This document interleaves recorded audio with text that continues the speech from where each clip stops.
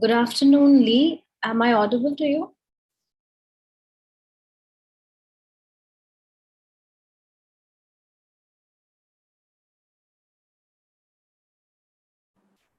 Yes, you are. Okay, I just wanted to test your mic. Right. All right, you're loud and clear. Thank you so much. Thank you. I would just like to inform the participants that we are waiting for two of our panelists to join in, and we should be able to start by 3 or maximum 3, 2, or somewhat like that. Thank you.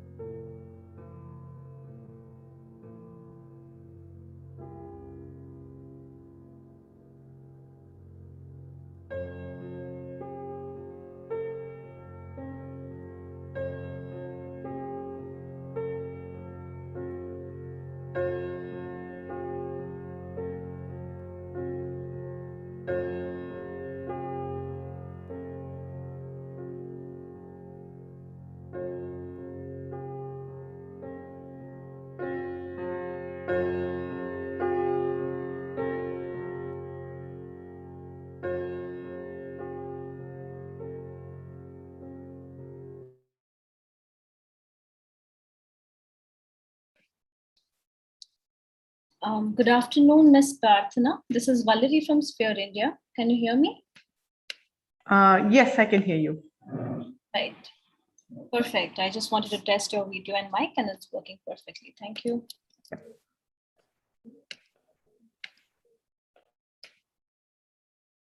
Mr. Sanjay, good afternoon. This is Valerie. Can you hear me? Hi, Valerie. Yes, I can hear you. Okay, you're loud and clear as well. Can you see me also? Yes, your video is working perfect as well. Thank you. Hi, Sanjeevji. Good to see you. Hello, sir. Nice to see you. Okay, great. So I think with this, we have all of our panelists who have joined us, and we are right on time to begin with our session. Just give me a moment to set things up.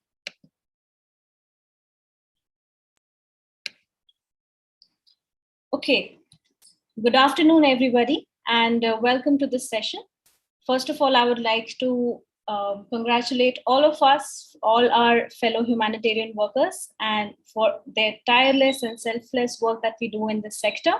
We wish you all a very, very happy World Humanitarian Day 2021.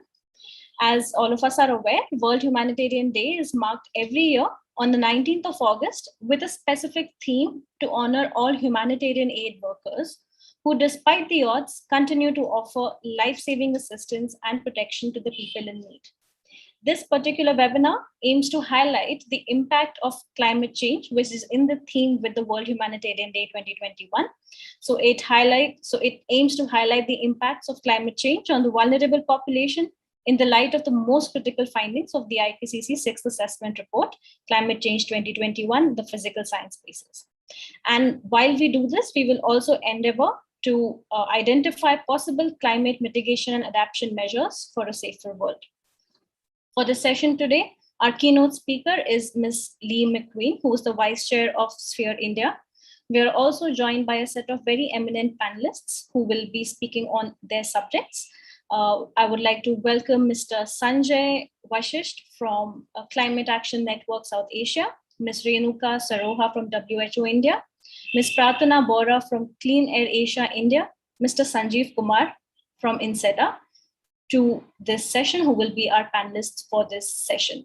How we have structured this is that first we will have our keynote speaker address us. This will be followed by a launch of a short video on climate change mitigation and adaptation stories of hope. These are basically stories from the field level. After that, we will have our subject experts deliver their presentations and their addresses. So with that, I would like to welcome Ms. Lee McQueen for her keynote address. Ms. Lee, as I mentioned, is an ExCom member of Sphere India and holds the vice chair position as well. She is a humanitarian professional with 14 years of experience in socially equitable and inclusive disaster response and disaster risk reduction through policy, research, and advocacy. She is presently working with the National Campaign on Dalit Human Rights. She holds a postgraduate degree in sociology and is trained in international human rights mechanisms by the Minority Right Group International UK.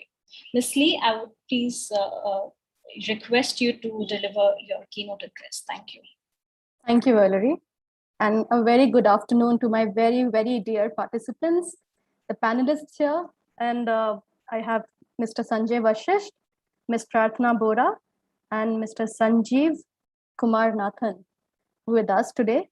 And thanks to all our associates and collaborators for joining in here.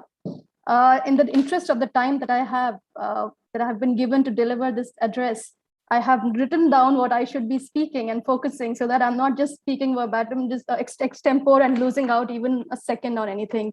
So I'll go straight into what I wish to say here today as a keynote speaker. So the World Humanitarian Day is observed today, the 19th of August, to reminisce the people who lost their lives working for humanitarian causes. It is a day to reflect upon the commitment people have shown and continue to exhibit in emergencies, the frontline workers and all those at varied levels of operations. And the occasion every year is also used for spreading awareness around a theme each year. And this year's theme that we are focusing is the immediate human cost of the climate crisis. The aim is to get the world leaders to commit to meaningful climate action for the most vulnerable people. The world leaders have been concerned about climate justice, and rightly so. Equity is at the root of these climate justice deliberations.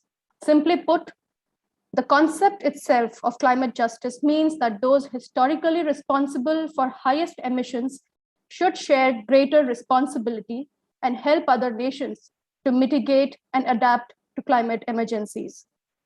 The UN expert on climate change in 2019 raised the alarm for climate change to have immense implications for human rights. The right to life, housing, water, food, and dignity, they all are being dramatically affected, and yet less focused in our discussions and policy actions.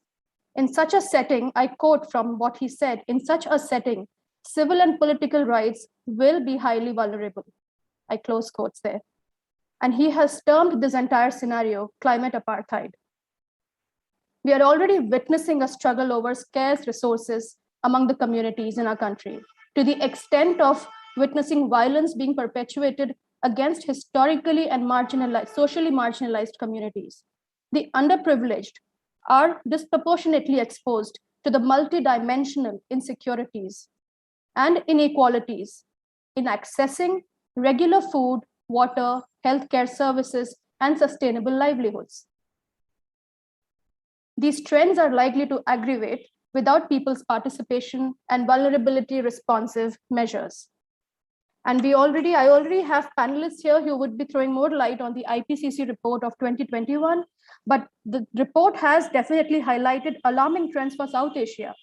It has projected more intense and frequent heat waves and humid heat stress during the 21st century. Both annual and summer monsoon precipitation too will rise. The state and national governments have been making initiatives to mitigate and address climate crisis. With a dedicated Ministry on Environment, Forest, and Climate Change, there are possibilities to explore engagements with the state on people-centered mitigation and adaptation solutions. The country does not yet have a legislation to say or a policy on climate change, but what we have is a national action plan on climate change. So these are all possibilities where we can engage with the government, and there are certain schemes of the government. A very popular one is Manrega, which is again for adaptation of the people and their livelihoods. These are pathways to great possibilities that we can do. We can work together for people-centered and equitable approaches and programs. Besides, India has a long history of environmental movements and activism centered on ecology, health, and human rights. To name a few of them, the Chipko movement in Uttarakhand, Jungle Bachao Andolan in Bihar, Narmada Bachao Andolan in Gujarat, MP, Maharashtra, and there are many. Many of them are not even so popular as these. And the growing awareness among the young people is also stimulating collective actions from them. These pioneering initiatives give us hope, and we need to build further on what's been modeled to ensure everyone has social access, physical access to the natural resources that we are building and we are preserving and conserving for a dignified living. The climate change approach needs to study the historical vulnerabilities of the worst impacted, marginalized, and vulnerable people that are getting internally displaced. Planning and investing on communities that are at the receiving ends are imperative to lowering the human cost to climate change. And as humanitarian actors and concerned civil society members, let us commit ourselves to advocate and work within the social and economic justice framework and applying the climate justice principle to our equity-based climate action at policy level, programming, and budgetary levels. With this, I'd like to conclude my keynote address and pass the mic to Valerie for introducing and inviting our other panelists. Thank you so much. Thank you, Lee, for being well in time and for that address. Although we would still request you to be our dignitary for releasing the video that we have prepared on climate change adaptation. So let me just share my screen. I hope my screen is visible. All right, so I'll just go ahead and release the video. Lee, I have you go ahead. Yes, please. Perfect, thank you.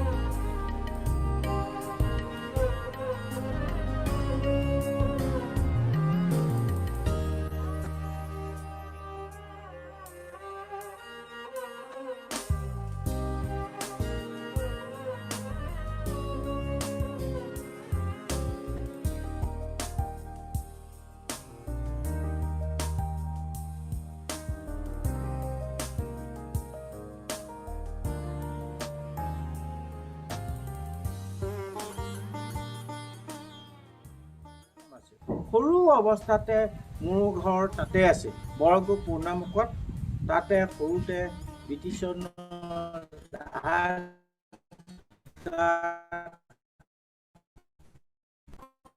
আৰু উজনি অসমৰ প্ৰথম railway line আৰু জাহাজ ঘাটত ককিলামুখ বৰকূপতে আছে অকল অসমৰে নহয় ভাৰতৰে নহয় তাত থকা ছাত্ৰ ছাত্ৰীক তাৰ অধ্যয়ন কৰে জলবায়ু পৰিৱৰ্তন কেনেকৈ তাত অধ্যয়ন কৰিবলৈ তেওঁলোকে মেচিন লৈ আহিছে গুৱাহাটী ইউনিভাৰ্চিটি ডিব্ৰুগড় ইউনিভাৰ্চিটিয়ে হওক পুনে ইউনিভাৰ্চিটিয়ে হওক পৃথিৱীৰ বিভিন্ন Thailand Taiwan Germany Japan USA পৰা আহিছে তেওঁলোকে তাৰ অধ্যয়ন কৰি উপলব্ধি কৰিছে প্ৰকৃততে সেই গছবিলাকে পানীটো কেনেকৈ সংৰক্ষণ আগত সেই নদ নৰ্দমাবিলাক বিল বগৰাবিলাক শুকাই যায় এতিয়া নুশুকাই হৈ যায় হাতী আছে বাঘ আছে বিলুপ্ত পৰ্যায়ৰ শগুন আছে পৃথিৱীৰ বিভিন্ন চৰাই ভাৰতৰ শতকৰা 80% চৰাই তাত থাকে তাতকৈ ডাঙৰ কাম গড়টো আহে তেওঁ গড়ৰ যেতিয়া আহে তাৰপৰা কাজিৰঙাৰ পৰা মোৰ হাবিৰ পৰা 60 kilometre distance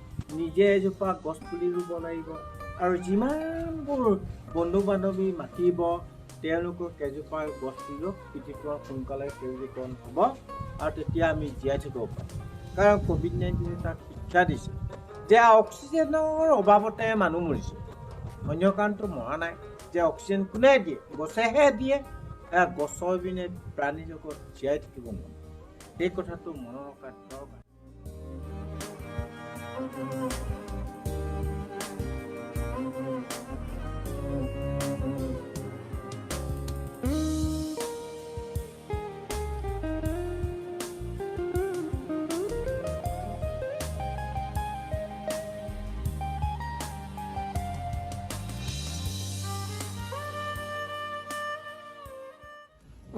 Friends, Jai Shri Krishna.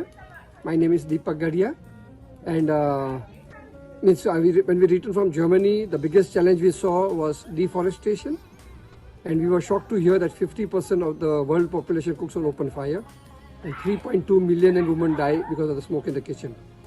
And to solve the problem, we started promoting solar cooker, which you can see in the background, where you can cook with clean energy without creating any pollution with solar energy. And I think this is the future for the world. We are very happy that we went on to become the world's biggest company doing solar cooking, and the system at Shirdi cooks 50,000 meals per day with solar energy. Thank you very much. Happy to join the solar movement.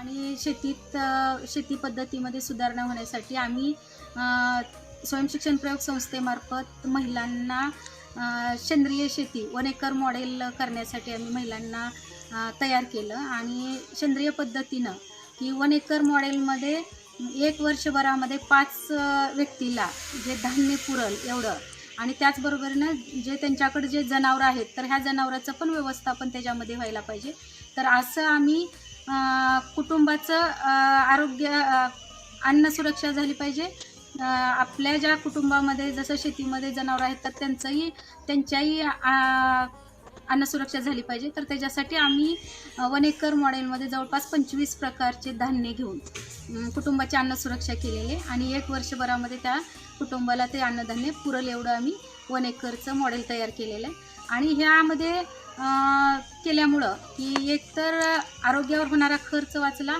आणि आरोग्य चांगलं झालं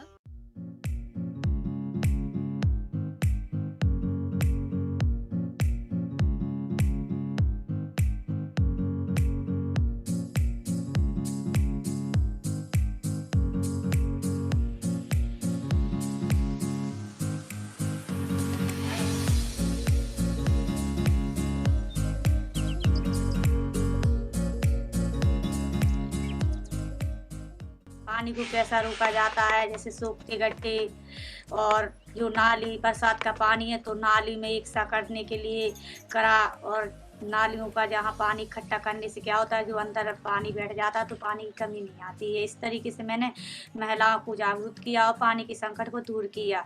और जहाँ handpump हो तो वहाँ पे हमने हैंडपम्प के आगे टंकियाँ बनवा दी, यानी वो टंकी जिससे पानी रुक सके, जैसे बाहर की पक्षी है, गाय बकरी है, तो वो पी सकते हैं पानी, कहीं खराब ना हो जाए। इस संकट को मैंने इस तरीके से किया है, घर घर जाके जो पानी का संकट है।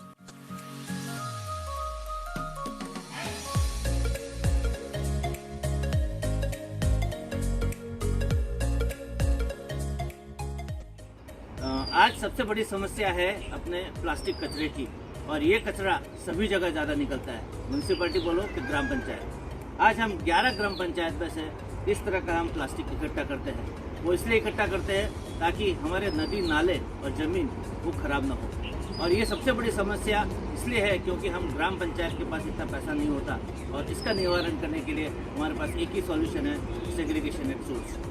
और इस कचरे में से हम कुछ वैल्यू एडेड प्रोडक्ट्स बनाएं, वो सबसे अच्छा होगा। अभी हम 500 से 600 किलो जितना कचरा प्लास्टिक वेस्ट हम इकट्ठा कर रहे हैं, वो ये बहुत बड़ा एक मुहिम बन सकता है अगर हम सब मिलके एक साथ काम करें। और मैं चाहता हूँ कि सब लोग इसका ज्ञान लें कि ये सबसे बहुत ही इम्पोर्टेंट ह्यूमैनिटेरियन कॉज हो सकता है अगर हम पर्यावरण को इस प्लास्टिक से बचाएं।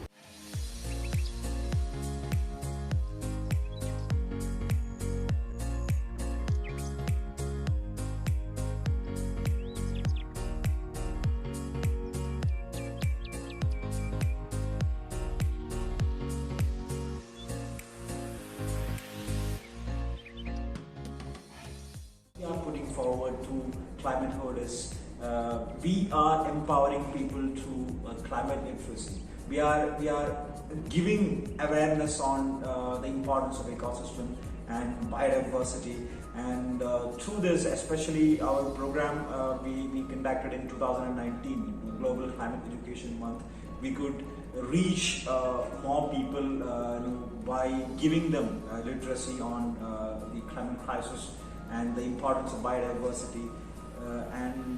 This is a time to work, and it's our collective responsibility to tackle the climate crisis. And now we are in the verge of COVID crisis also.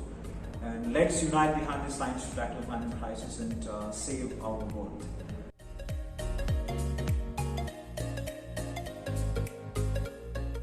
सबसे पहले हमारी संस्था ने जो भी कार्य किए वो ये किए कि स्थानीय संसाधन आधारित स्वरोजगार का सृजन, यानी local resource based employment generation. हम शुरू से ही जानते थे कि अगर हम स्थानीय संसाधनों का संरक्षण नहीं करेंगे, जल, जंगल, जमीन और उनसे आधारित स्वरोजगार जो जनोपयोगी हों, जन के लिए उपयोगी हों, तो हमारे लिए पहाड़ों में, पर्वतीय जनपदों में और सारी दुनिया के पर्वतीय क्षेत्रों में जीवन का निर्वहन बहुत मुश्किल हो जाएगा।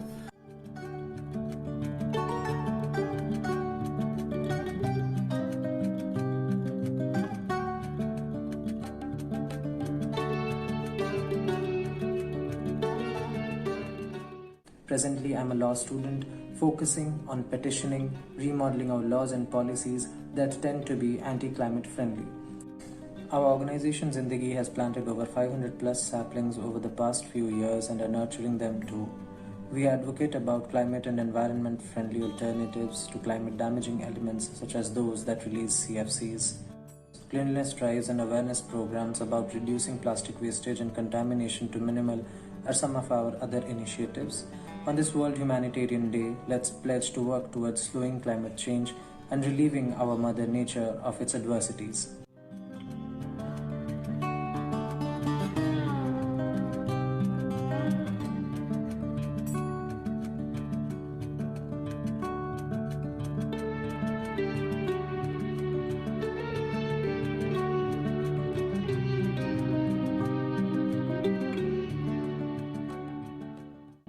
Research scholar is working in the numerical modeling of disasters, which falls to the forecast and prediction side of it.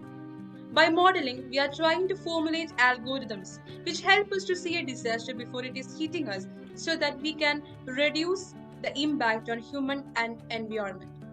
We are studying on cyclones, drought cycles, heat waves, flood events, which are all after effect of climate changes and global warming. The scientific world sincerely hope that if we are working hand in hand from now, we can prevent a catastrophe and help the earth breathe again. Let's hope for the best.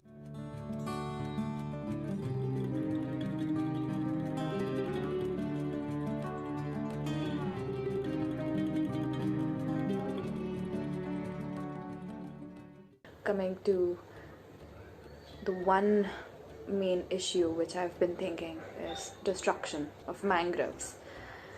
And mangroves acts like a buffer zone. They act like a wall to the harsh waves which are countered by the sea. And when you destroy it, there's a huge raise in the water which will in turn return to the city. And as an individual, I can only raise my voice in order to bring awareness about this.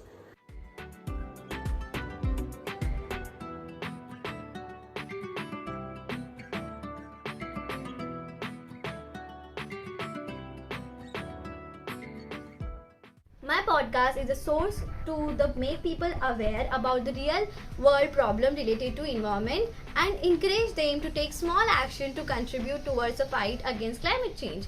Every action matters, and I think creating awareness is the first step towards sustainability. A mindset shift is needed, and we are here for that.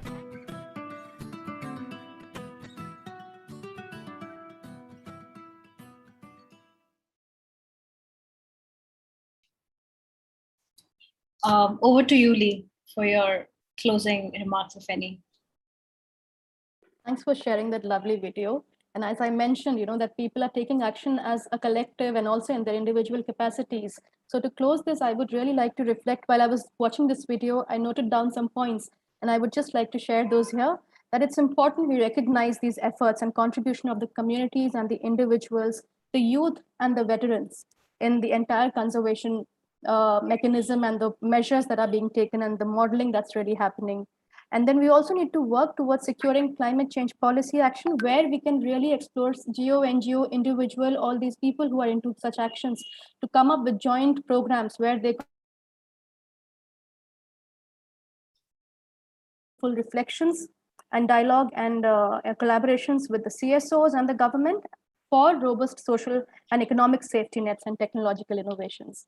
So going by all these good models and the stories of hope you have shared, I hope and I believe there are many more which we'll be able to capture and share at some other platform maybe later. Thank you so much. Thank you so much, Lee, for that. I would now request Ms. Renuka Saroha to kindly take the floor for her presentation. Ms. Renuka Saroha is a national consultant, environment and public health with the WHO. She closely works with the Ministry of Health and Family Welfare in aligning global best practices on climate change and public health with national strategies. With an experience of working for more than a decade on sustainable development with organizations in India, USA, and Singapore, her core areas of expertise are air quality management, climate resilience and adaptation planning, community engagement, and campaigning. She will be speaking with us today on the highlights from the IPCC 6th Assessment Report 2021 from the human health perspective. So basically, she'll be covering the critical findings about the impacts and risks to the public health from climate change. I welcome you, Ms. Renuka Saroha. Thank you, Valerie, and thank you, Ms. Lee, for such a wonderful start of this webinar. And the video was really positive, and it just change the entire mood of the webinar. And it's a positive way to begin any session. Thank you so much, Sphere India, for bringing out these positive stories from ground level. So I would like to start with saying that, the climate change impacts and health impacts, they are going to be different. The health impacts of climate change will be inequitably be distributed between and within countries as well. So Dr. Kirk Smith, who taught in University of California in Berkeley, he is a great ally of research on climate change, on promoting better air quality throughout the world. So he once said, the rich will find their world to be more expensive, inconvenient, uncomfortable. disrupted and maybe colorless. But the poor will die. And this is what we have also seen in the recent pandemic level, rich and people who had access to resources, they could survive much better and they could deal with the entire situation much more better as compared to those who do not have access to resources, who do not have access to health systems. This situation is going to get worse with increasing climate impacts. The latest report clearly says, and I would be focusing on the impacts mostly to South Asia. And so my conversation and the impacts that I'm going to highlight would be specific to India and our neighbor countries, because what happens in our country and our neighboring countries impact our public health policies. So the heat extremes will have increased. And this year, all of us experienced, though we were still in our homes, we could feel that, it's unbearably hot to go out wherever we were. We saw extreme heats in mountains as well. Like Himachal this year also recorded few days and even nights with exceptionally high temperatures. Same was recorded even in Kashmir. So when we hear Kashmir, we all think about, oh, it's a cold region, we want to go for our summer holidays. But even Kashmir experienced extreme heat. So heat extremes would increase, but what does it mean on human health perspective? So the heat-related illnesses will increase manifold. We saw images from Canada, we saw images from Europe, we saw images from USA, that what has happened in those countries when the temperature reached to 40. And here, in certain part of the country, temperature as high as 50 is considered to be bearable. And people have adopted to this kind of temperature. But what happens when this kind of temperature increases? Your livelihood decreases, plus your opportunities are reduced. So speaking with just health perspective, so heat-related illnesses like heat stroke, heat syncopes, heat cramps would increase manifolds. And a lot of us are not even able to understand that these are impacts of high temperature on our bodies. We think, oh, it's just 42 degrees outside, we can just go and work. What we do not realize, what does heat do to our organs? We do not realize if we are walking, say 2 kilometers during the peak summer hours, what does it mean to our body? We do not know what does it mean to stay in an unventilated home in direct, when the temperatures are as high as 40 degrees Celsius or 50 degrees Celsius. The indirect impact of heat would be loss of, and it's a, loss of agriculture production, loss of severe droughts and limited sources of water. All this would lead to socio-economic challenges, which we are not prepared to handle. And as for the labor force, there would be a huge decrease in human productivity as well. All this would lead to multiple scenarios. And one of the biggest things that we have seen in the last couple of years is it will increase the mental stress that people face. Imagine you have to, work 10 to 12 hours in temperatures which is beyond bearable. So when you have to work in those conditions, your productivity will definitely go down. The working conditions become inhuman. So all this would lead to less income for a family, which would again lead to less intake of food, which will lead to nutritional deficiency, leading to poor health.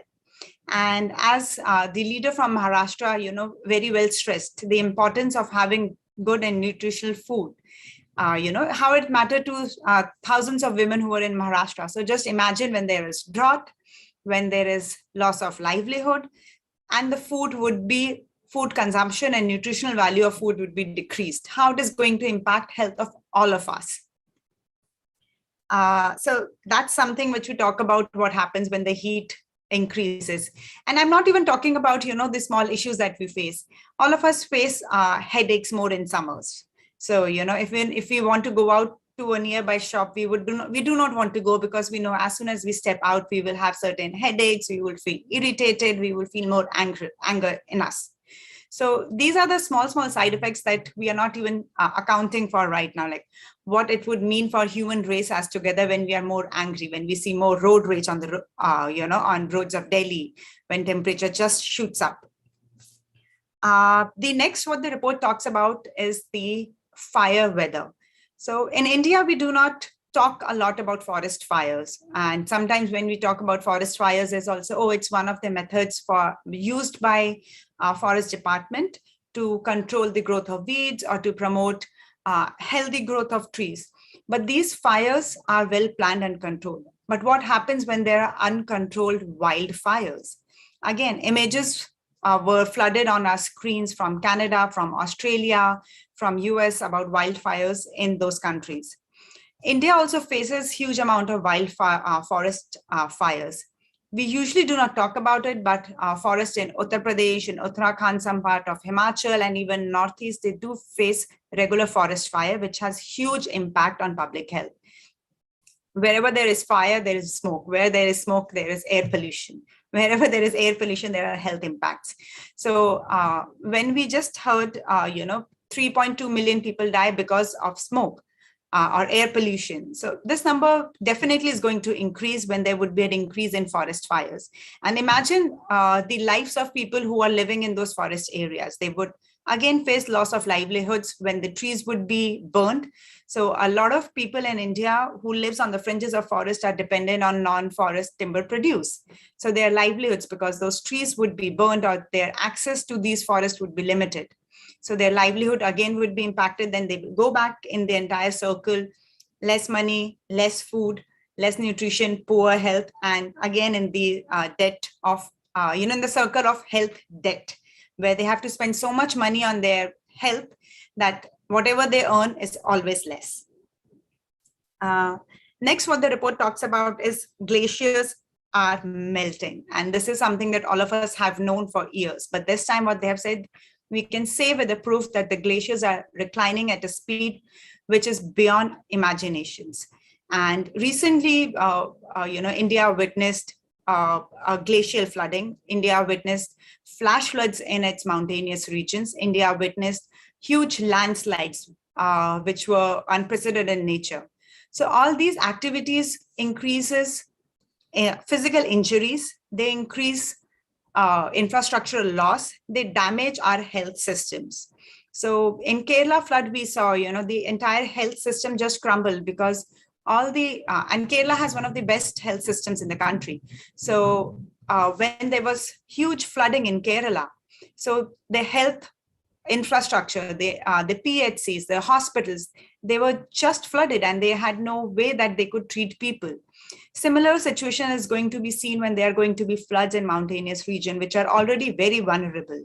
So, and providing healthcare services in remote areas of mountainous region is a challenge for us as of now. This challenge is going to increase multiple times when we see more disasters happening in these regions.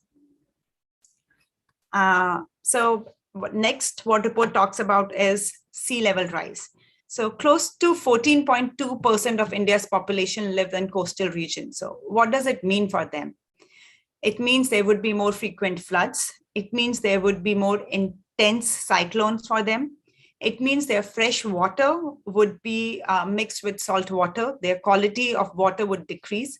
It means fishing, on which they depend as a livelihood and as their food. That trend would also be impacted. So a lot of coastal communities, for them, fish is the biggest source of their nutrition. So imagine if they won't be able to have access to the food that they're used to eating for centuries.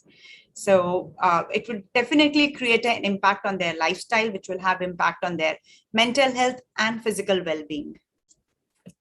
There would always be, loss of livelihood. And when we say just the sea level rise, it also means there might be more floods, which means there would be a serious increase in vector-borne diseases. There would be serious increase in diarrheal diseases in these areas as well. So in a nutshell, the climate change is going to cause a huge impact on human health. And when we used to talk about climate change, an image of a polar bear was projected. And, we always thought, oh, the climate change or the fight for climate change is to protect that polar bear. But right now, it is real. The climate change is impacting polar bear as well, but it is a matter of survival for human race. We have seen a lot of species go extinct in the last couple of decades. So if we don't act now, humans won't be spared. It is, the action that we have been taken, the impact is going to come on our health. And the most vulnerable population which is economically poor, the population which is socially excluded, the population which is remote areas, they are the most vulnerable people. They do not have access to health services as of now. Imagine when the conditions become much more worse, what is going to happen to them? Just another example that I would want to share. When in 2019, when the COVID pandemic started, all of us saw images of doctors sweating in PPEs. So, because when the pandemic hit India, it was March, and that's the time when the heat starts building up in most part of the countries. So what happens when this becomes a norm, when, temperature becomes so high that our health force and our health workers are not able to perform their duties only because it is very uncomfortable for them to work. So these are the immediate health impacts that we are talking about, which have been, the health impacts are not discussed in the IPCC report. They just tell what is going to happen. And what I did was take those facts and what's going to happen and how it is going to impact human health. Next, do I stop for any questions or just I keep continuing? You could continue, but will it be possible for you to wrap up in maybe 2 or 3 minutes? Yes. So the next one I wanted to talk about is what is being done in India so that the public health of all our residents is protected. So Ministry of Health and Family Welfare has a flagship program, which is called National Program for Climate Change and Human Health. So this program is tasked with strengthening of India's health system response to climate change. The program is designed to increase awareness about climate change amongst the health workforce. We would be surprised to know how much our health workforce knows about climate change, how it is impacting our health system, how much doctor knows about what air pollution is, how does it impact not just our lungs, but our brains, fetal development in pregnant women. So all these issues have to be tackled, and our National Program for Climate Change and Human Health is working extensively in building a workforce, a health workforce, which would have knowledge and who would be prepared to handle a surge in disease and climate sensitive diseases. So under the program, extensive data collection and evidence generation through climate surveillance for climate sensitive diseases is also being carried out. The data of which is the matches with what IPCC has been saying, that we would see increase in heat-based illnesses. We would see increase in diseases caused due to air pollution. We would see increase in deaths caused because of drowning and injuries. At the same time, the program also works and develops partnership with Center of Excellence, and these are institutes, national institutes, which holds immense, strength. And these are institute which holds immense value. So AIMS is a Center of Excellence, which has been working with National Program for Climate Change and Human Health. And it has been working, and the program and AIMS and all the other 16 COEs have been working together to see what can be done to reduce the impact. What measures are to be needed to make our health system more climate resilient? It means we would have to increase investment. So we have to make sure that our last mile of health services, which are PHCs, our ASHAs and ANs, they are prepared to handle the disasters, and they are prepared to manage an increase in surge of cases of malaria, chikungunya, or any other new emerging diseases. So in coming years, we are going to see an increase in investment in the healthcare system by the central government, which would mean our hospitals and our health services would have the capacity that it needs to take. And in the closing, I would just want to reiterate, health sector is just a respondent. We need our industries, we need our energy sector to take up and to rise up to the challenge where they have to reduce their emissions. If the temperature keeps rising, at maximum, health sector could increase 10 beds in a hospital. There's nothing beyond that we could do. If temperature would continue to rise, if air pollution would continue to rise, the public health system at one point of time would crumble. We would not be able to provide the services that is needed. Thanks, Valerie. I hope that's within the time. Yes, absolutely. Thank you so much, Renuka, for focusing on the climate change, huge impact on public health, and how this would increase the health-related illnesses and the indirect impacts and the fire weathers. I'm not going to go ahead and repeat all of what you have just said, but it was really interesting to hear from you. I would now like to invite our next panelist, Mr. Sanjay Vashisht. He's the Director of Climate Action Network South Asia and has been actively working towards mobilizing civil society action on climate policies in South Asian countries and the region. Under his leadership, CANSA has increased its membership base from 20 to more than 200 NGOs spread in South Asian countries. He has authored, co-authored, and facilitated drafting of many technical papers framing climate solutions and finding convergence on policy practice linkages. He has 14 years of experience in natural resource management, implementation of adaptation in key sectors, and following international climate change discussions on various platforms for future climate change regime. He will be speaking with us today on the critical role of humanitarian actors in responding to the climate-related crisis.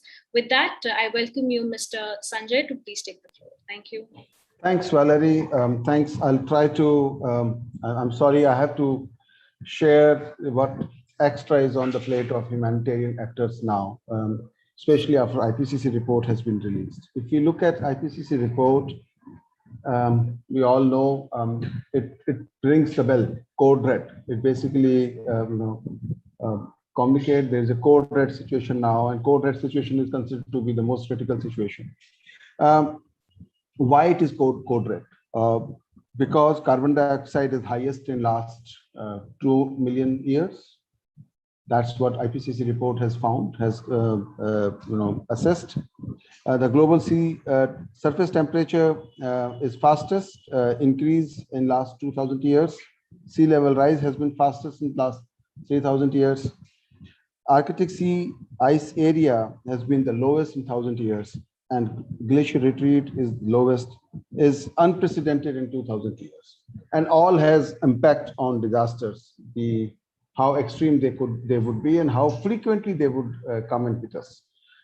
Keeping that in mind, and one of the other challenge for humanitarian actor is also that if we want to achieve 1.5 degrees with the highest probability of 83%, we have a gigaton budget of only 300, which means 36 gigaton every year, and which means in 10 years we will exhaust that budget also. And what does that mean? That means that 1.5 degree will be difficult to achieve. We will not be able to limit global warming below 1.5 degree if that budget is spent. And now what we need to decide is whether we want to use this budget for luxury emissions or survival emissions. Survival emissions can take us forward, can benefit more. So luxury emissions, we can waste only limited budget available. So what we need to do as humanitarian actors, the role that we need to play. Of course, I heard it from Lee also, and heard it from previous speaker about mitigation. We have to hold the rich accountable. I'm not saying developed countries only, but I'm also developed countries, yes, but rich everywhere, north, south. They are the ones who are using the limited carbon budget for luxury emissions rather than leaving that budget for survival emissions like road infrastructure or livelihood to be created, more job opportunities to be created. Then second, because of course, humanitarian actors are so far focused on adaptation, resilience building, disasters, how to rescue people, how to provide relief to the people. But most important is the source due to which these extreme events are happening now. So we have to basically push for phase out or phase away from fossil fuels in near future. We can actually break our demand in terms of let's hope that our country start by announcing we will not be expanding our fossil fuel base. That could be the first step. Then the next step could be 50% or 30% reduction of fossil fuel infrastructure or dismantling of fossil fuel infrastructure by a given date, let's say 2040, or developed countries do it earlier by 2030. Then shift those money for renewable energy expansion, because a sustainable, affordable, predictable alternative need to come in. A green alternative need to come in. And the renewable energy, solar and wind has proven themselves on economic scale also. So certainly they need to come in. And that's why finances need to be mobilized for that. By also ensuring environmental and social safeguards in the renewable energy sector. That's what we have ignored in fossil fuel. Environmental safeguard has been ignored in fossil fuel. There, for namesake, there has been environment impact assessment report. For namesake, CSR activities has been carried out, but we all know the problem with all these interventions were they are more cosmetic than real, genuine efforts on the ground. Then the next step for humanitarian actors is ensure equitable energy transition. Because energy, which is energy security, could ensure livelihoods, jobs creations, could secure education, could secure higher growth on social parameters. Next, fourth one is adaptation, continue implementing adaptation and building resilience for poor, especially for women, children, and poor population. Both in rural populations as well as urban areas. And one more addition, we have already entered loss and damage era now. Earlier we used to say that permanent losses will happen to ecosystems or livelihoods. We have seen the mortality rate was higher earlier, we managed to reduce it, but loss and damage era has started. We can see permanent losses happening. So especially for disaster risk reduction community, I know you all have been in the mode of rescuing people, especially become active during a disaster, but I think we also need to increase our ambit on resettlement and rehabilitation. That need to happen, that need to be part of disaster risk reduction, unfortunately. How to resettlement where permanent losses have happened. Broaden your constituencies. I know only limited number of people cannot handle it, certainly broaden it. How about youth as your champion, youth constituency joining you in making sure that this happens. We certainly need innovative approaches of advocacy, because without advocacy, mitigation is not possible. Without advocacy, revision of disaster reduction framework is not possible. And without upgrading these systems, we will not be able to provide the required response that is needed in the code situation. I'll stop there. Thanks, Valerie. Thank you very much, Mr. Sanjay, for focusing on how we need to invest towards renewable energy sources, for the environmental and social safeguards that need to be reinforced, how we need to ensure equitable energy transition and continue implementing adaptation and building resilience. It was also very important for us, the DRR community, to understand that we really need to now increase our ambit towards the rehabilitation and the resettlement process, given the permanent losses that have occurred or may occur in the near future. With that, I would like to thank you for your address. I would now like to invite Ms. Pratana Bora, who is the India Director for Clean Air Asia. She leads the implementation of the India strategy. She has been working with city municipal corporations to assess air quality management status of Indian cities, as well as the preparation and implementation of air action plans. As a sector expert with the Ministry of Housing and Urban Affairs for Government of India for tracking air quality indicators of smart cities, she has been involved in developing the indicators and in training smart cities. Pratna also led the Clean Air Asia Public Youth and Engagement Program, including the Youth Clean Air Network that trains youth to contribute towards better air quality. She will be with us today and will be speaking on how climate change has been wreaking havoc across the world and how climate crisis is a humanitarian emergency. I would like to invite you to the floor now, Ms. Pratna Bora. Thank you. Thank you. Thank you so much, Valerie. And I think it was great listening to the speakers ahead of me, because frankly speaking, it's very nice to kind of hear from experts on the technical aspects of climate change, and to avoid the monotony of going back into some of the technical aspects. What I'm going to focus on is a more human element in terms of how climate change is impacting the world, which we are all aware of, but highlight a few key points, and also look at some of the issues that probably need more of an intervention or a thought process in terms of taking this whole climate change dialogue forward. So I think we're all. It's very ironical and very timely that if you switch on the television today, you are seeing forest fires, you're seeing floods, and you're seeing all kinds of disasters happening, which is attributed to climate change. And at the same time, we have the IPCC report released. So you have a theoretical report which is now being highlighted in very strong visuals whenever you open any television news channel. And this morning when I was opening, it was California which was burning, and so every day you're hearing stories, whether it's in Greece or British Columbia or California, there is forest fires everywhere. And just focusing on that, I want to talk about, say Siberia, for instance, because Russia is warming 25 times faster. So if you look at Siberia, 10 million acres are burning and the summer temperature is rising. It is one of the coldest places in the world, but today it is really hot in Siberia. And in Yakutia in Siberia, there are 250 fires across 2,200 miles, which is a huge lot. And this is the data as on July 5th. So what does this mean? This means there is a loss of forest area, which is burning, and which has a different kind of an implication. There is a danger of the fire, which has an impact on humanity. And there is, of course, the smoke that the population in Yakutia is breathing. Now, I'm giving you the example of a small area.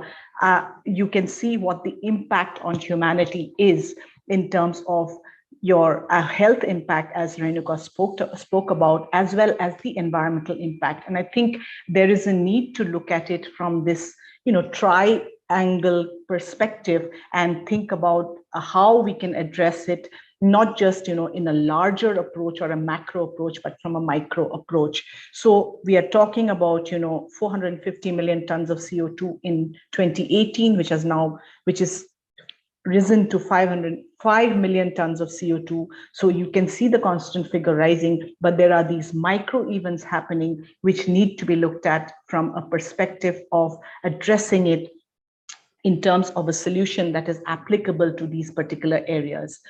The second example that I wanted to talk about is the mountains. We talk about vulnerable communities and we talk about, sensitive ecosystems. I think the mountains cover 1/4 of the world's land area, and this is like 15% of the world's population. So we have to understand that the impact on the mountains needs to be really considered, particularly not because it impacts that community itself, but the mountains also provide goods and services to the rest of the world. And when I say goods and services, water is actually a major component, and temperature increase is actually, not just, again, burning, you don't have just wildfires and forests burning, but you also have melting ice caps, which means that we have to start thinking of the water table and how the water sustainability is going to be maintained, not just in terms of reduction of water, but it's also because of the disturbed climate systems. You have, floods today in countries like Germany, and we see images which we had not seen earlier. My third example is on the small islands. And I think there, again, we have a very, very vulnerable community. Sea level rise has been about, 20 centimeters from 1900 to 2018. This means that over 350,000 people will need to be relocated from these small islands. And let me just talk about the small example of Tuvalu, which is, a tiny island between Hawaii and Australia. And there, 2 of the 9 islands are already on the verge of submerging, which means that the communities have to be relocated to the other islands, which are now facing a resource crunch. And the ideal sea level should be about 4.2 meters above, when you're talking about the land sea kind of equation. And today in islands like Tuvalu, it's already 1.2 meters. So basically what I'm trying to say is that while we are talking about submersions, we also need to talk about where are all these people going to go. And when we are talking about humanitarian crisis, I think there are these indirect elements which need to be looked at by the community, while we are also talking about major issues like energy transition. So going from what is happening and with these examples, I'd like to go back to what Sanjay spoke about in terms of finances and the science, and here I want to talk about, the whole issue of energy transition that we focus on and the complexity that is associated with energy transition. And this is where probably we need more dialogue and discussion. Firstly, from the aspect of CO, the whole issue of CO2, rising temperatures because of CO2, and we often attribute the reduction of CO2 to reducing the impact of to reducing our use of fossil fuels. And if you look at it, when we talk about reducing fossil fuels, what we often discuss is clean energy, that is a transition from coal. And when we talk about transition to coal, it is actually about reducing the sulfates. When you're talking about clean coal, it's about reducing the sulfates in coal, and that actually reduces air pollution. But scientifically speaking, sulfates in the atmosphere have actually been responsible for a cooling effect as far as climate change is concerned. And removing them is actually, if you look at it from that perspective, there is a dialogue that we need to kind of debate and discuss more in terms of how much sulfate to remove. And the present discussion is that the complexity is that sulfates in the higher levels of the atmosphere has a cooling effect, but in the lower levels of the atmosphere has a detrimental effect as far as air pollution is concerned. And this is an area that is where the co-benefit dialogue between the clean air and climate change needs to have a more scientific inquiry and much more debate as far as addressing the issue of climate change is concerned. So the complications of removing CO2 from the atmosphere is something that we really need to delve deeper as far as the research and the science is concerned, which brings me to my other issue where the IPCC report does emphasize on, this particular IPCC report emphasizes on is the issue of methane. And I think we need to actually start focusing on methane because it's an easier component to talk about and remove. And methane actually, if you're looking at addressing the issue of methane, which is also responsible to a lot of climate as well as air pollution impacts, it's easier to remove because it is more about a particular type of human activity, which is proper waste management, because dumping of waste is associated with methane. So proper waste management can actually reduce the methane in the atmosphere, which brings us which brings us to the aspect of how we can actually involve ourselves in reducing the waste. And the second is, of course, agriculture, because agriculture also, in terms of the kind of food you eat and what is the food production process, is also associated with methane. So I think while we are focusing on energy transition, I think and talking about CO2 reductions, I think we also need to start looking at some of the other key areas like, reducing the methane in the atmosphere.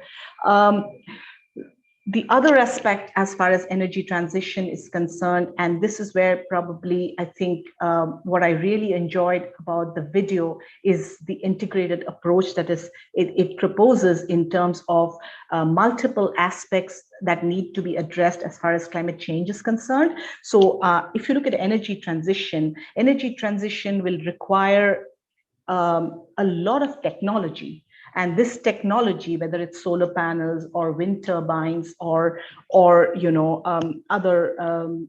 electric vehicles, they're all metal. And while we're talking about financing, it's also about natural resources that we are talking about, and rare metals, very high level metals like copper and steel and aluminum, which has to be again, which has to be obtained from the earth.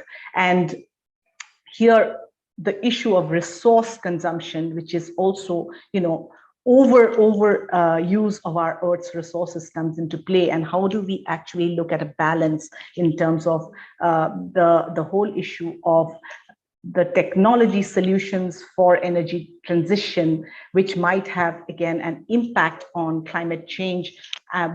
It's a roundabout impact, but it is necessary to think about it from the perspective of, the circular economy, and how do we actually think of bringing the issue of, once again, I come back to waste management and recycling, how much of it is used, which is, which doesn't require extraction of new resources from the earth, so that we have the balance that is required as far as the earth is concerned.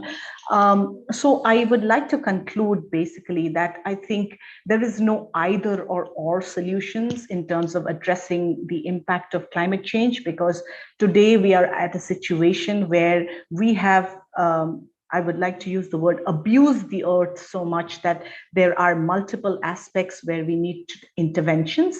And it is not just the climate community which is going to be responsible for finding solutions to air pollution, which is why, going back to your video, there are interventions in terms of ecological restoration, which means forest restoration. There was a very interesting approach where there was a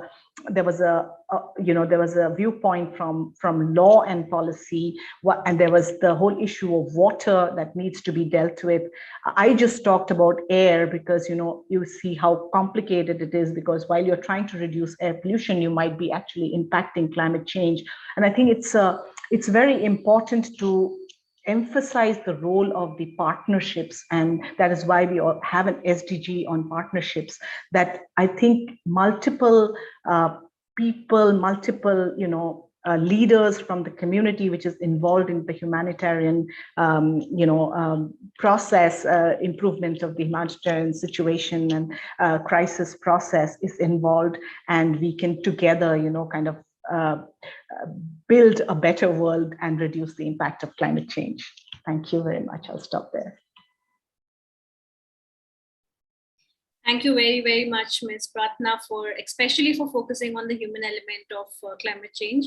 It was also very interesting to hear about this catch-22 situation we have where we are trying to reduce the air pollution, but maybe the means and methods that we are adapting may not obviously be the best, and how we need to focus on solutions that don't require furthermore extraction of new resources from the earth.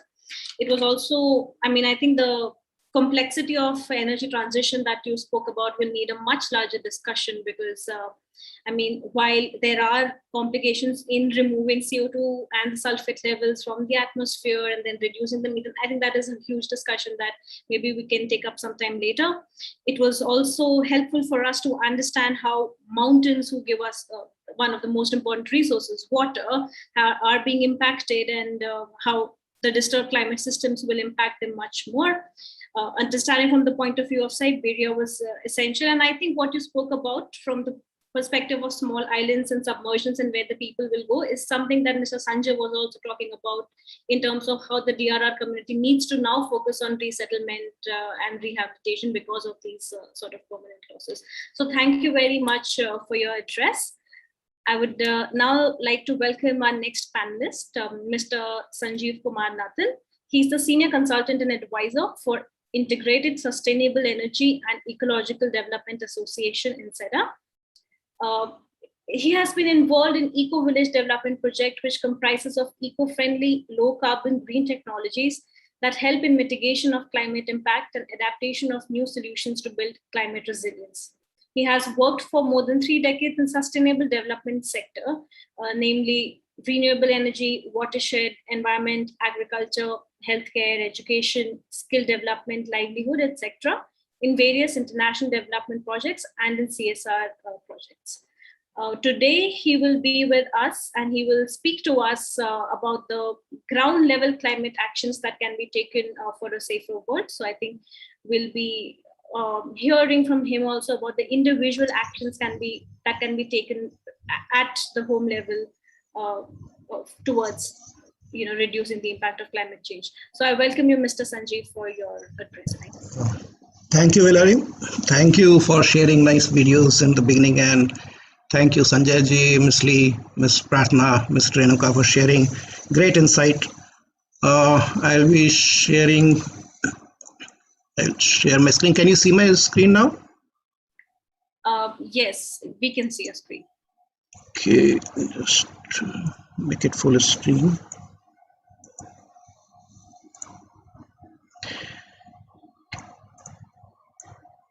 Okay, thank you, Hilary, for giving me opportunity for discussing ground level climate action for safer world in this World Humanitarian Day. This organization is Integrated Sustainable Energy and Ecological Development Association in SEDA, and we are an NGO working in India since 1995. Of course, we have Project Asia also and South Asia. We are observer UNFCCC since 2015, and Dr. Raymond Miles, Secretary General of INSEADA, is one of the founder members of International Network for Sustainable Energy, INFORSE, and we are hosting Regional Secretariat for INFORSE since 1995, a member of several networks. And Dr. Miles is the innovator of low-carbon, bamboo-based, affordable green technologies developed by INSEADA, and designed 3 types of biogas plants: Deen Bandhu, Gramin Bandhu, high-rate biphasic. And we are innovator of eco village development model, which is effective for mitigation and adaptation solution. And we conducted international trainings on EVD and transfer technologies in different countries, Cameroon, Uganda. We are also implementing carbon credit project in India under gold standard. Now, our focus is, as this World Humanitarian Day 2021, we can't leave anyone behind. So our focus is on people, and already shared some fact. The chances of crossing the global warming level of 1.5 degree in the next decades, unless there are immediate, rapid, and large-scale reductions in greenhouse gas, that is alarming. And there will be warming over land is larger than global average. And 1.5 degree of global warming, there will be increase in heat waves, longer warm season, shorter cold seasons. And if you see, there will be different changes in different regions, intensifying water cycle, more intense rainfall and flooding, more intense drought. In our project village also, where we are creating a model village, the farmers also realized, they only said that yes, we are having climate change, and there was they lost the crop because of intense untimely rainfall. So all the maize crop was destroyed, and they didn't have, of course, crop insurance, because small farmers don't have that. And effective rainfall, it affects rainfall pattern also, in precipitation increase. So all we are witnessing flash floods in different parts of the world. In India also, we are seeing that, and of course, coastal sea continue to see the sea level rise. So the report shows that human action still have the potential to determine the future course of climate, and evidence is clear. Carbon dioxide is the main driver of climate change. So stabilizing the climate will require strong, rapid, sustained reductions in greenhouse gas emissions, and reducing net zero net zero CO2 emissions, reaching net zero CO2 emissions. Limiting other greenhouse gases, of course, is required. So now, what as individual we should do at home, what we can do, and start from this humanitarian day. So some of the things, first and foremost, what we can do is we can calculate our own carbon footprint. There are several websites. I'm not recommending any website, but you can go through and you see how much carbon footprint it can enter, how much flights and what car you have, and different data you can put, and you can find out your own carbon footprint. And but that doesn't give you one other thing, that is, should remember there is a piece of agricultural land devoid of trees exclusively for you, where the food is grown for your family, and the water is drawn exclusively for that amount of food which you are consuming. So you have to have some personal social responsibility or individual social responsibility, whatever you can say, for taking actions which you can start right now, right at home. I have collected few. There are several, but I have few here. You can save water. You say in AC also we can collect clean water. 50 liters a day if you have 3 ACs at home. And in a year you can save a substantial amount of water which you can use, utilize different ways. And if you have RO, you can use that water.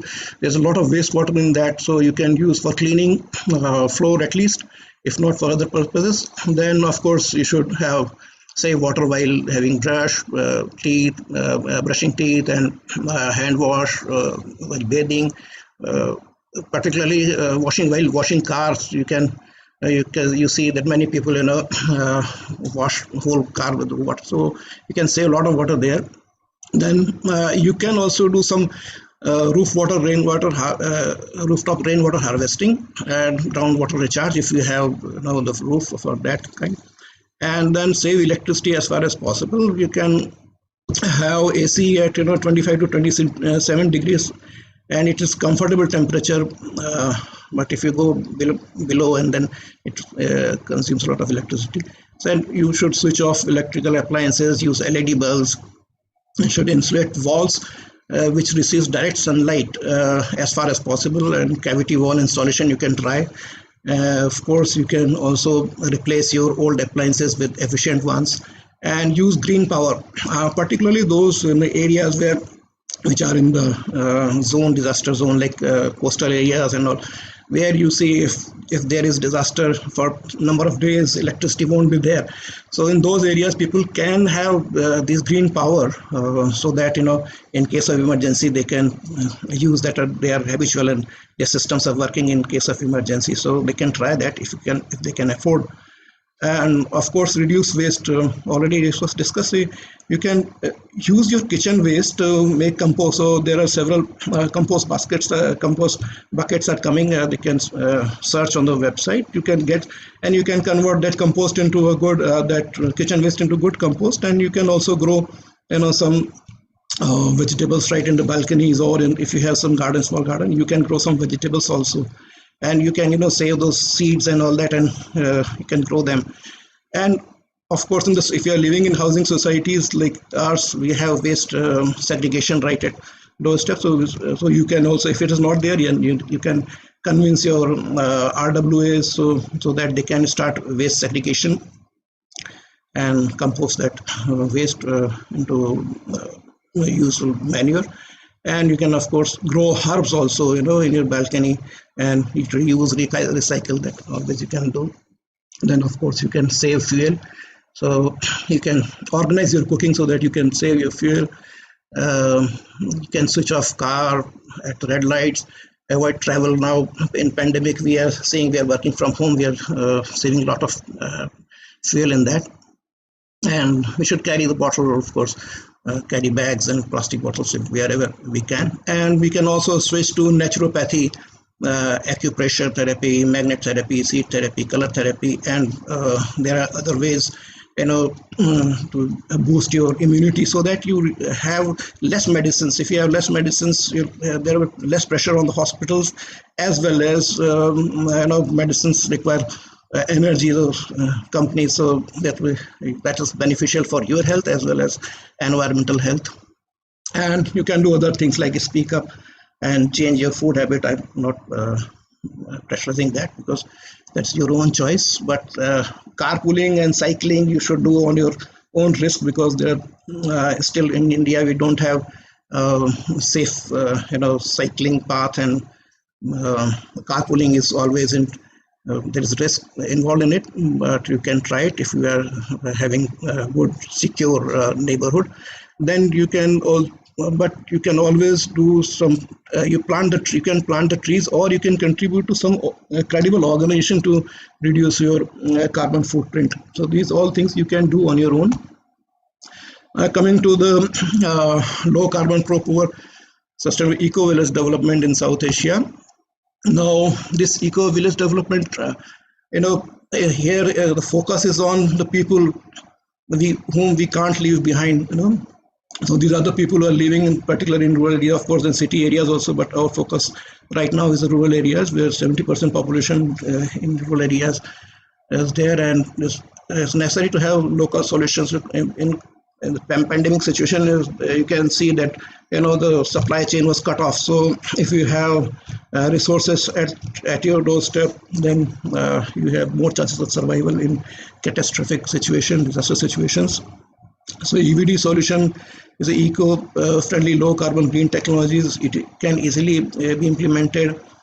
Mitigation of climate impact, adaptation and local solution, building climate resilience. It focuses on the people who need it most, especially women, poor, marginalized, weaker section, and it covers most of sectors. And if of course it also involves sustainable livelihood. I'll just show you a few from Tehri Garhwal, where we have implemented.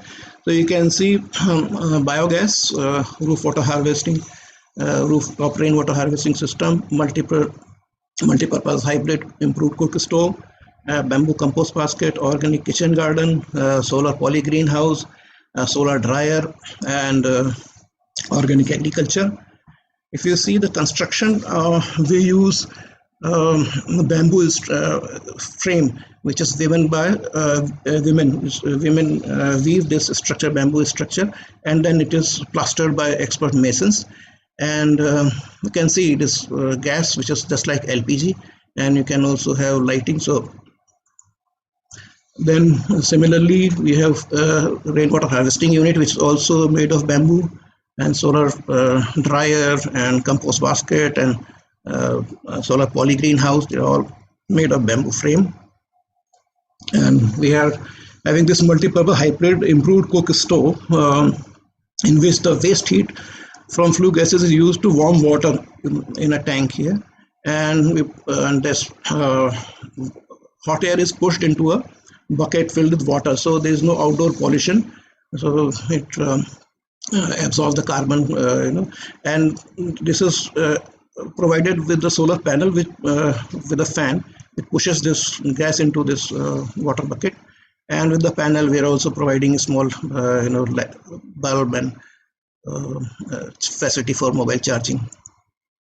This is we have made a biphasic biogas plant which can use fruit waste along with the cow dung. We have transferred technologies to Cameroon, Uganda. So we conducted this feasibility study in Ratlam area, where we are creating a model village.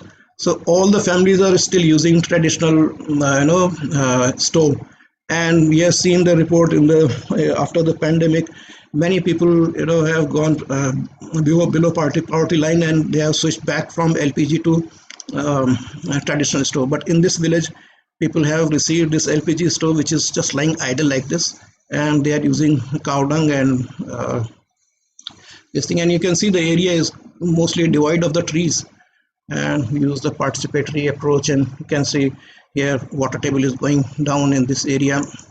So looking at this scenario, the feasibility study, we are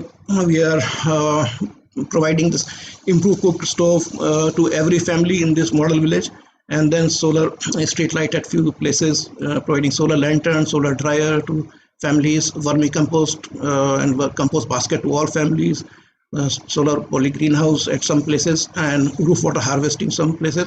and biogas plant for a few because it requires water and cow dung. So in the kitchen gardening, every family will have kitchen garden. Then indoor solar cooking.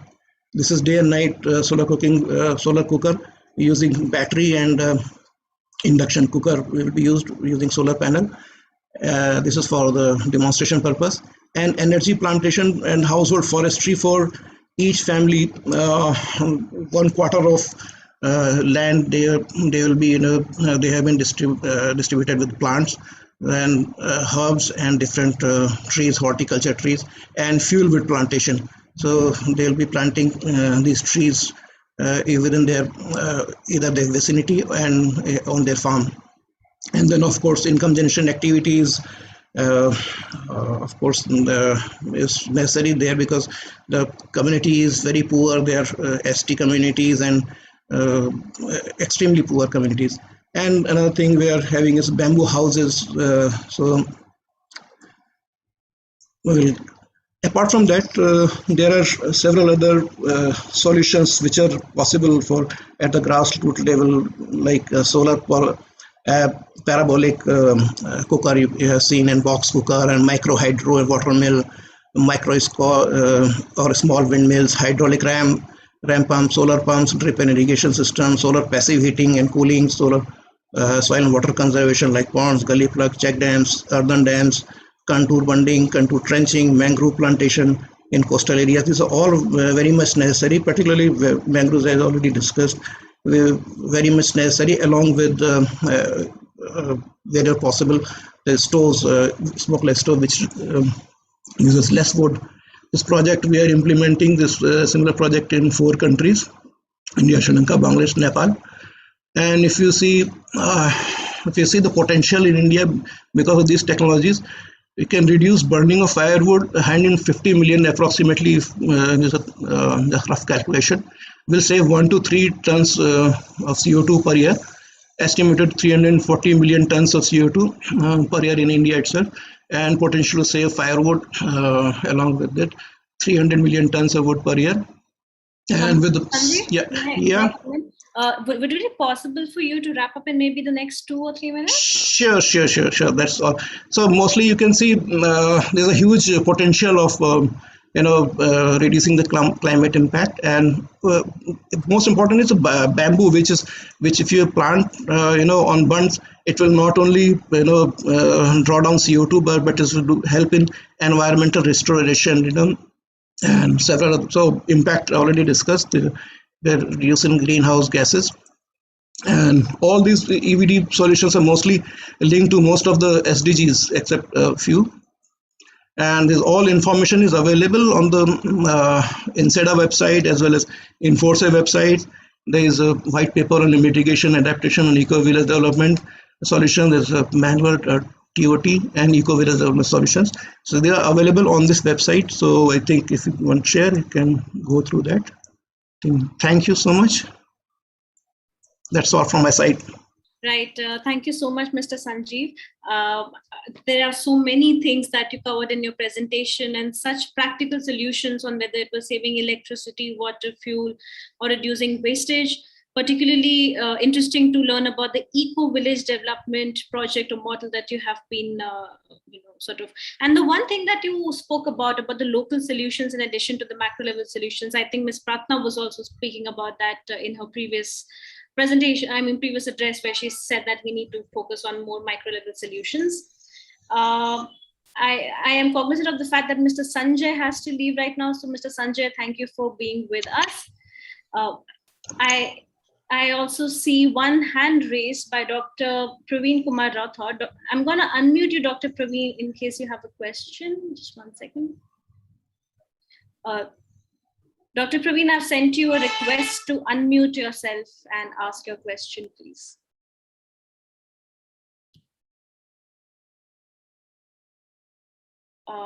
Okay, maybe Dr. Praveen is facing some problem with his mic.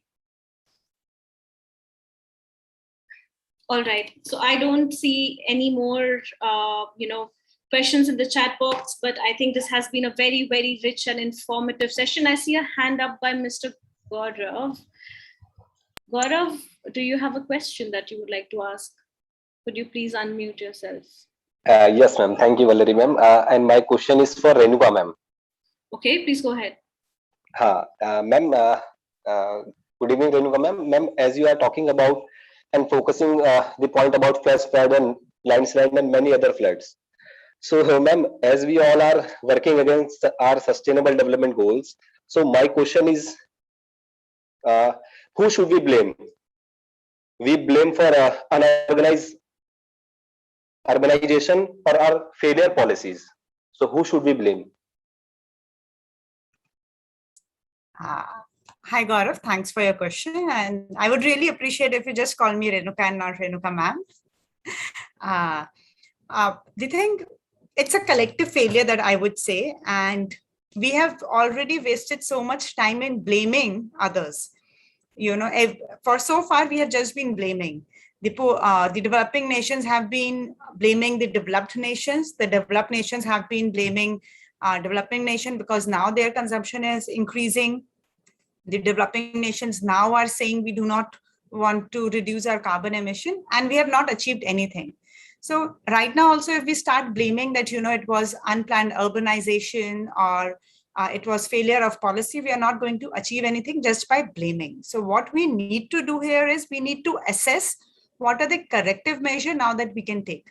It's a fact, any kind of unplanned activity is going to have repercussion, be it unplanned slum, be it unplanned city, be it an unplanned building or just an unplanned invasive species of tree that you start growing all over the place. Anything which is not properly planned, which has not been properly assessed, is going to have consequences on development and on the life around it. So I would not want to put and point fingers or something and waste time on that. It's time for us to move towards solution because as Mr. Sanjay said and everyone other said, it's a red warning. We cannot waste our time. The science is clear. The signals are very clear. So it does not matter who did what, but we are here. We cannot go back and we cannot rectify things by going in the past. We just have to look towards future. We just have to talk about solutions. Hope it helps you, Gaurav. Yeah, thank you, ma'am. Thank you so much. Thank you. Thank you, Renuka. I think with that, we come towards the end of the session. I would like to once again thank all of our speakers, Ms. Lee, Mr. Sanjay, Ms. Renuka, Ms. Pratna, and Mr. Sanjeev. I would also like to extend, my thanks to the backend team. I would like to extend my thanks to the Interagency Coordination Vertical of Sphere India for coming out with the video, for Siljo and Gohar for all of their backend support today, and to Henna for all of her guidance. Before we depart today, I would also like to sort of talk about this very interesting campaign that we're doing, which is called the Join #TheHumanRace. So basically this November, world leaders will be meeting at the UN Climate Summit. And there is this challenge where you run or swim or do any physical activity for a total of 100 minutes between 16th August and 31st August. And this has to be done over an app called Strava. I'll be sharing the details with you over an email. And this is basically to show your solidarity and by sort of telling the developed countries for fulfilling their decade-old pledge of 100 billion annually for climate action in developing countries.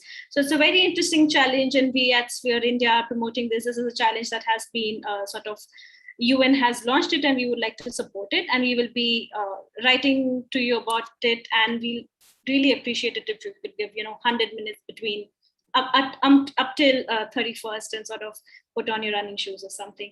So thank you, everybody. And we will see you again for another session sometime soon. Thank you very much. Take care and have a safe weekend. Thank you. Thank you, everyone. Thanks. Thanks, everyone.